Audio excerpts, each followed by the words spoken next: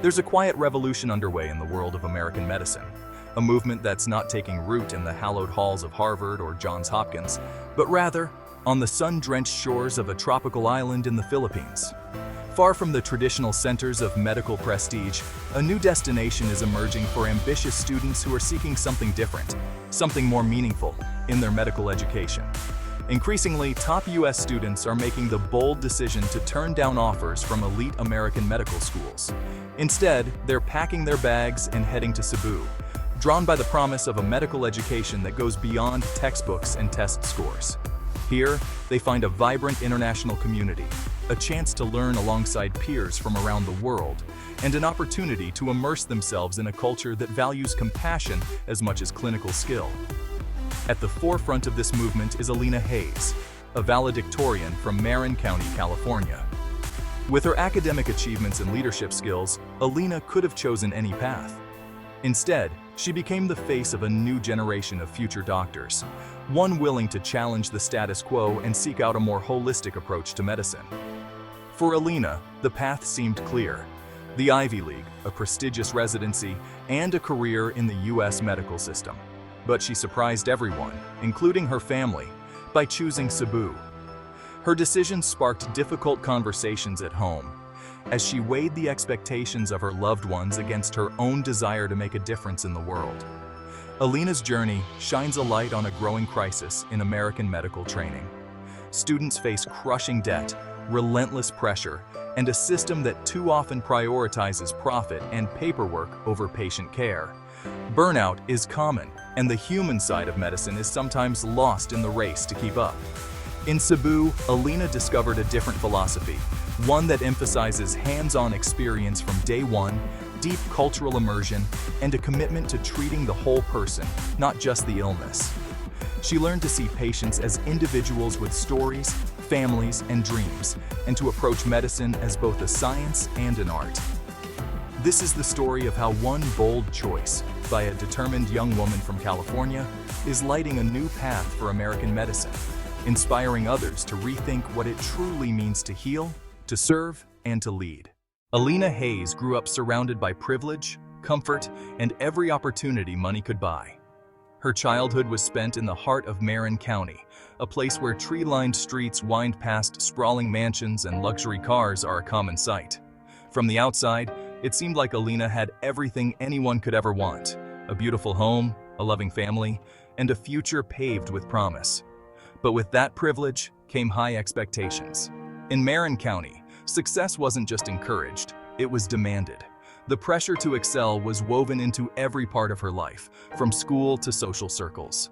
Her father, a renowned cardiac surgeon, and her mother, a successful lawyer, had always envisioned a prestigious future for their daughter. They hoped she would follow in their footsteps, dreaming of the day she'd become a doctor and carry on the family legacy of achievement and service. Alina didn't disappoint. She excelled at everything she tried, winning academic awards, leading her varsity sports team, and taking charge in classroom discussions. Her teachers praised her peers admired her, and her parents beamed with pride. Yet, beneath the surface, Alina felt a growing sense of unease. The path laid out for her felt more like a script than a choice.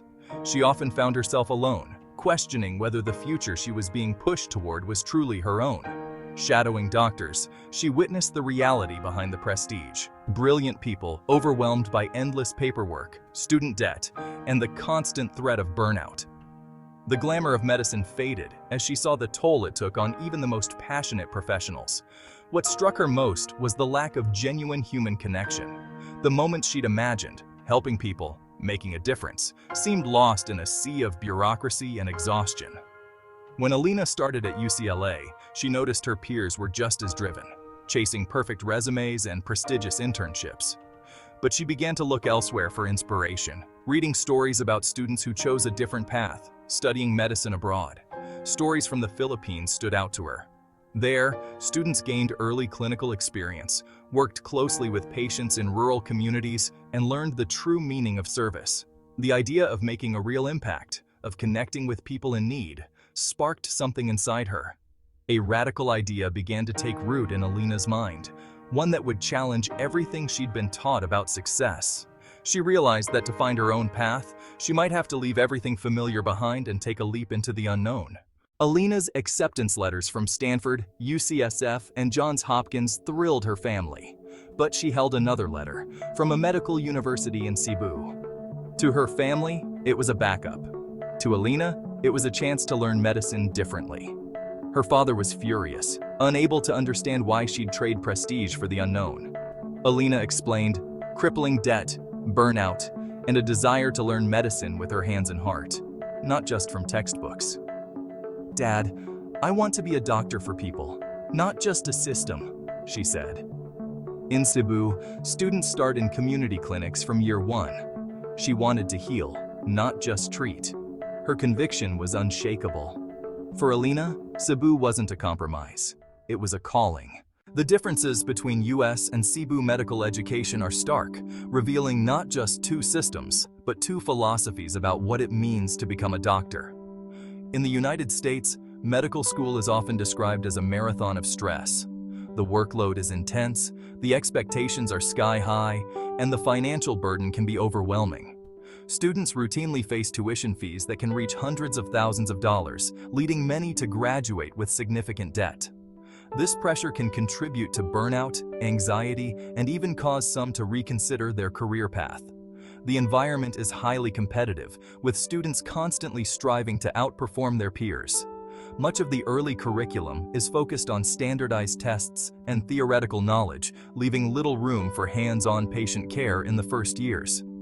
This can make the journey feel isolating and disconnected from the real purpose of medicine. While American schools are equipped with cutting-edge technology and digital resources, the emphasis on data and devices sometimes overshadows the human connection that is so vital in healthcare. In contrast, Cebu offers a refreshing alternative. Tuition fees are just a fraction of what they are in the US, which means students aren't forced to choose their specialties based on future salaries or debt repayment. Instead, they can follow their true interests and passions, leading to a more diverse and fulfilled medical workforce. The culture in Cebu is notably collaborative.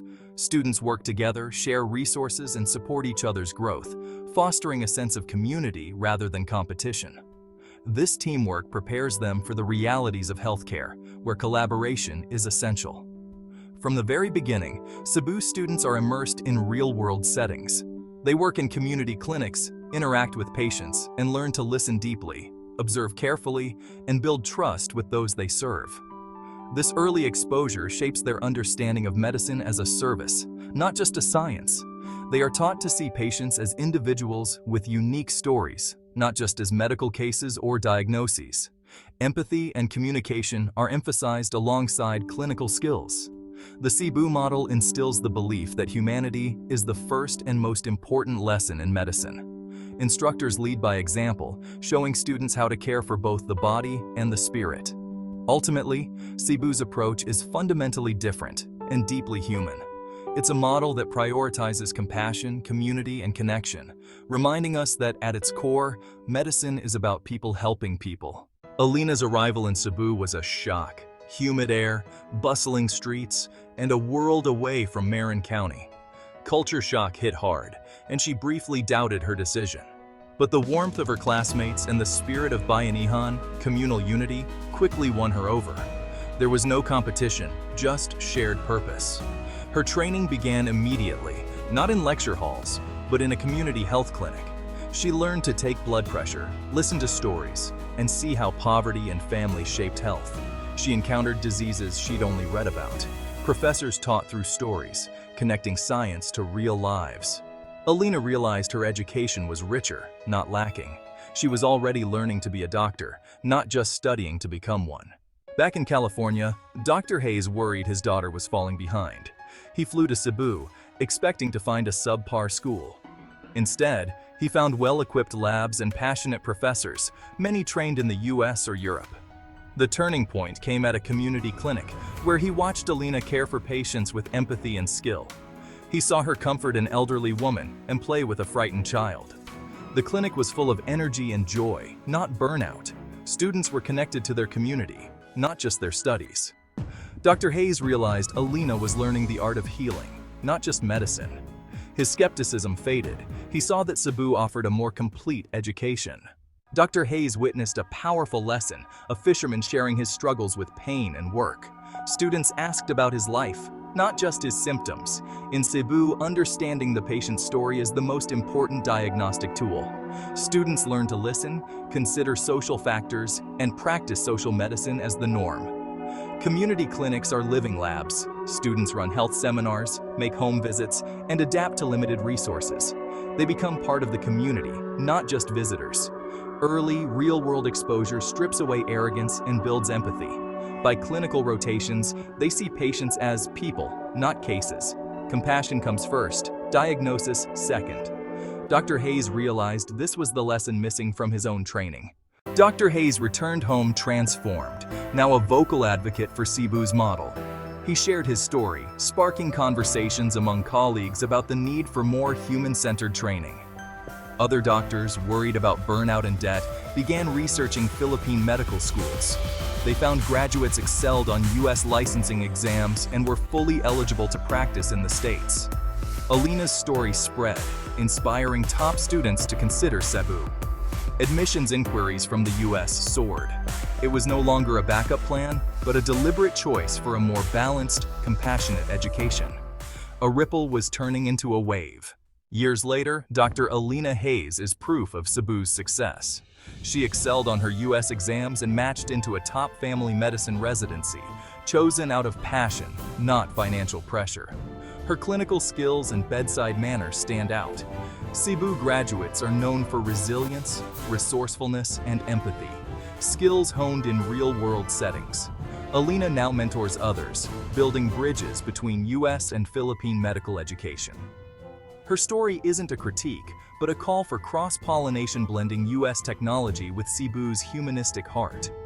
For a new generation, Cebu is the gold standard for learning to heal. Medicine's soul is being rediscovered, one student at a time.